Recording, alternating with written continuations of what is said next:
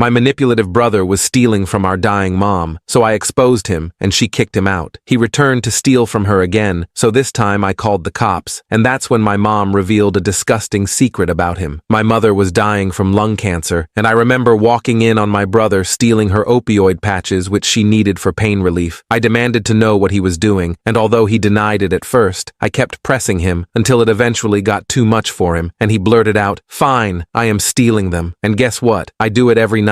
Each time she goes to bed, I walk in, kiss her forehead and say goodnight, mommy, then reach under her bed and steal a few more. Is that what you wanted to hear? But that wasn't it. He even went as far as convincing our mom that she was misplacing her patches and helped her look for them. I asked him why, and he explained that he's selling them, as apparently he owes money to some really bad people. His logic was that mom will die anyway, so he may as well save his own life. According to him, it's what she would want. That was the moment I lost it and began yelling.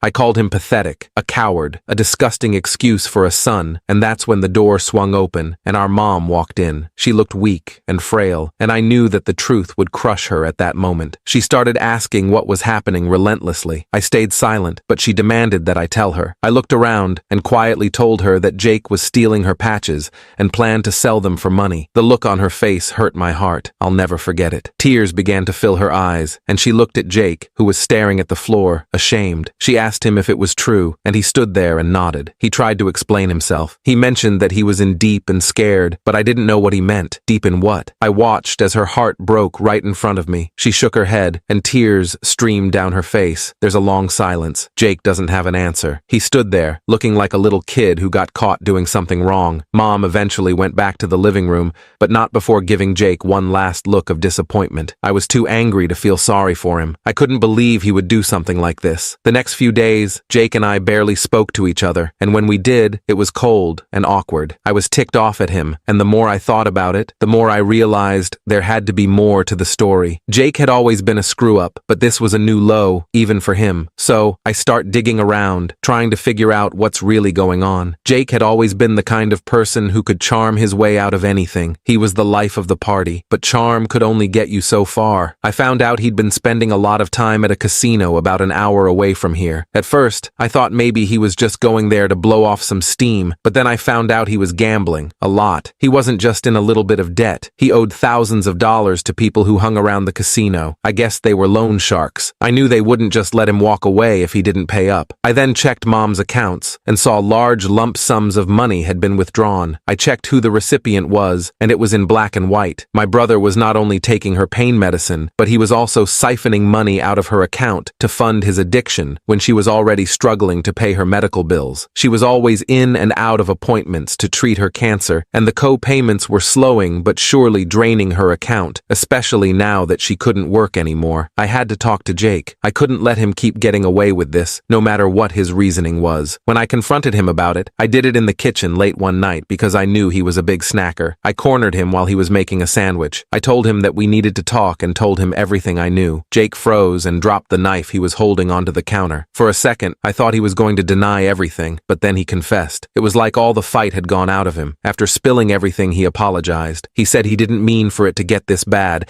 and thought he could handle his addiction, and now he didn't know what to do. He told me that they would end him if he didn't get them their money by next month. He slumped down into one of the chairs at the kitchen table and buried his face in his hands. I just stood there and stared at him. I wanted to feel sorry for him, but I couldn't. Not after what he did to Mom. I told him that he needed to leave. He couldn't stay here and keep stealing from Mom. Jake didn't argue. He just nodded, looking defeated. He packed up his things and left, and for a moment, I felt a small sense of relief. At least he wasn't here to cause any more trouble. But that relief didn't last long. Mom's health started getting worse. The cancer was spreading, and the patches weren't enough to keep the pain away anymore. She was in constant agony, and there was nothing I could do to help her. It crushed me watching her suffer like this. She asked me to forgive Jake, but I couldn't. Every time I thought about what he did, it made my blood boil. I tried to focus on taking care of Mom, but it was hard. The anger messed with my sanity. A few days later, I heard a noise in the house. It was late, and everyone should have been asleep. I got up and went to check, and I found Jake running around the house and throwing things in a bag. He threw any electronics he could find and all our valuables in his sack. After he rummaged through my stuff, he tried to steal more of Mom's things. Jewelry, cash, anything he could get his hands on. I saw red. I grabbed him by the arm and yanked him away from the dresser. I yelled at him, and he said he was sorry and begged for one more chance. He said he needed the money that night, or he would be done for. I didn't care. I told him that I would call the police. He begged that I didn't, and said that the people he owned would come for us if I did. I almost believed him, but reached for my phone and dialed anyway. But before I can hit call, Mom's voice echoed down the hall. She used all the strength in her body to tell us to stop. She stood there, barely able to keep herself upright, her face twisted in pain. Seeing her like that, knowing how much she's suffering, broke something inside me. I had to protect her. I called the police, and they came and took Jake away. As they're dragging him out, he looks at me betrayed. With Jake in jail, the house was quieter. Mom's condition felt like it was getting worse by the day. The doctors said there was nothing more they could do. I could see she was hanging on by a thread, and all I could do was try to make her as comfortable as possible. One afternoon, as I sat by Mom's bed, she said she wanted to spend a day together, just the two of us. I was surprised given how weak she had been lately, but she looked better that day. She looked energetic, and I hadn't seen her like that in so long. She wanted to visit some of my favorite places from when I was a kid, which we hadn't visited in years. We started the day at the old ice cream shop downtown, with worn-out booths and the bell that jingled when you walked in. The same lady who had served us when I was little was still behind the counter. Her face was more wrinkled, and her hair had turned gray. She handed us 2 scoops of our favorite flavors. We sat in our usual booth by the window, and for a moment it felt like I was 10 years old again, laughing with Mom as the ice cream dripped down the cone. Afterward, we drove to the park where I used to play as a kid. The swings were still there, but they looked smaller now. We walked along the path, and as we passed the old playground, memories of summer days filled with laughter and scraped knees came rushing back. After a successful day, we drove home, and I helped her into the living room. She took a deep breath and told me that she had news to tell me. She said the doctors said that the cancer was more aggressive than they had initially thought, and she didn't have much time left. I felt my heart sink. All the joy I felt during our day was sucked out of me. I tried to speak, but the words wouldn't come. She squeezed my hand and told me she needed to ask me something important. She wanted me to forgive Jake. She knew what he had done, but she didn't want to leave this world with her sons at odds. She said she understood how angry and hurt I was, but she asked me to try, for her sake, to let go and find a way to forgive him. It was her last wish, and the one thing she wanted more than anything else. She then asked me to forgive her. I asked for what? I told her that she hadn't done anything wrong to me, and I saw the tears form in her eyes. She said that she needed to come clean about my father. Our dad left us when I was 5, and Jake was 3. I didn't understand why he left, but I've hated him ever since. She confessed that he didn't leave us because he didn't love us. He left because he was in deep trouble since he had a gambling problem, just like Jake. She kicked him out to protect us from the people who were after him. I asked her why she didn't tell us, and she said that she didn't want us to feel like he had chosen his addiction over us. She then said she also didn't want us to worry. She thought if she kept it from us, we would grow up without the pain of him being there, and now she could see she was wrong. The weight of her words sunk in, and I realized that Jake was just following in our dad's footsteps. He was trapped in the same cycle of addiction, and Mom tried to protect us from it, but it was too late now. A few days later, Mom's health took a turn for the worse. I rushed her to the hospital, but it was clear that there was nothing more they could do. She passed away peacefully, but the loss felt unbearable. At her funeral, I stood there filled with anger and sadness. Jake was let out of jail to attend, and when I saw him, all the emotions I'd been holding back came rushing out. I told him I couldn't believe he had done this to her. He stole from our dying mother. Jake looked hollow. His eyes were glossed over. He tried to apologize and explain that he learned his lesson, but I couldn't hear it. It hurt too bad. I told him I never wanted to see him again, and his face dropped even lower than before, but I didn't care. I turned my back on him and walked away. After the funeral, I decided to cut Jake out of my life for good. Weeks turned into months, and I tried to move on with my life, but it wasn't easy. Every time I closed my eyes, I saw Mom's face, the look of pain and betrayal when she found out what Jake had done. I tried to focus on anything that would keep my mind off what happened. I started seeing a therapist, hoping it will help me work through the anger and the pain. It helped a little, but there's still a part of me that couldn't let go of what Jake did. I couldn't forgive him, no matter how much I wanted to. I kept thinking about what Mom said, how Dad had the same problem, how she tried to protect us from it, but it didn't make it any easier to accept what happened. Jake tried to reach out to me a few times. He sent letters from jail. I read them, but I didn't respond. I knew he was sorry, but it didn't change what he did. Eventually, the letters stopped coming. I didn't know if he gave up on trying to make things right, or if he accepted that I didn't want anything to do with him. One day, I got a call from the warden at the prison where Jake was being held. He told me that Jake had been involved in a fight and that he was in the hospital. I hung up the phone, and for a long long time,